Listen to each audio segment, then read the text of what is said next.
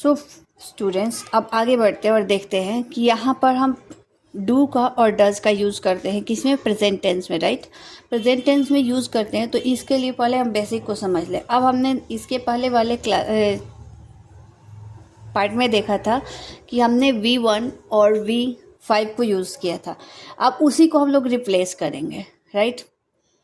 कैसे रिप्लेस करेंगे, यानी कि हम जिस सब्जेक्ट के साथ, सब्जेक्ट को हमको रिप्लेस करना है, सब्जेक्ट को हमको चेक करना है कि आखिर कहाँ पे डू यूज़ करेंगे और कहाँ पर डज यूज़ करेंगे। क्लियर। तो जिस सब्जेक्ट के साथ हम V1 को यूज़ कर रहे थे उसके साथ हम डू यूज़ करेंगे, और जिस सब्जेक्ट के साथ हम V5 को यूज़ कर रहे थे उसके साथ हम डज को यूज़ करेंगे। अब हम आगे बढ़ते हैं और थोड़ा सा इसको और क्लियर करते हैं।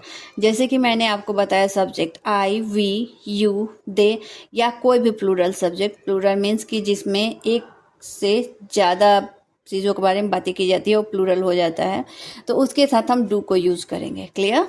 अब यहाँ पर देख लेते हैं, और यहाँ पर मैंने आपको इंट्रोगेटिव फॉर्म बताया है और साथ के साथ निगेटिव फॉर्म दोनों का एग्जाम्पल राइट किया है कि कहाँ कैसे यूज़ होता है डू और डज।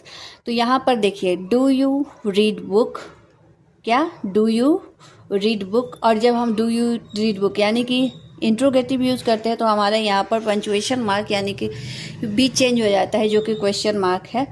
और यहाँ पर हमारे पास क्या आएगा नेक्स्ट, जब हम नेगेटिव की बात कर रहे हैं तो यहाँ पर मैंने राइट किया I do not like book, मुझे बुक पसंद नहीं है।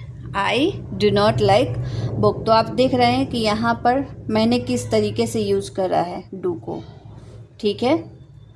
और आप सब्जेक्ट को देखिए, यहाँ पर क्या लिया है मैंने, सब्जेक्ट यू लिया है, यहाँ पर सब्जेक्ट क्या लिया है, आई लिया है, जो कि पहले वाले में ही इसी के साथ हम लोगों ने क्या यूज़ किया था, मैंने आपको यूज़ करना बताया था V1।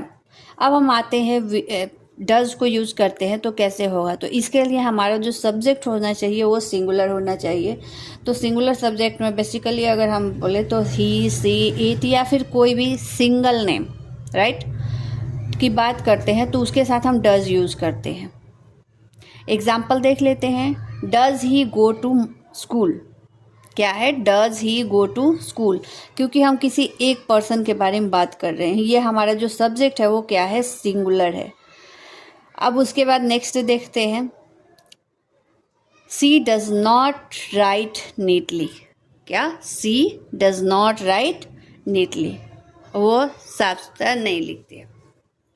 तो ये हमने देखा कि कैसे हमने डू और डज को यूज़ किया है। सो आप वीडियो में बने रहिए, आपको इसके आगे सारे डाउट्स ऐसे ही आपके क्लियर होते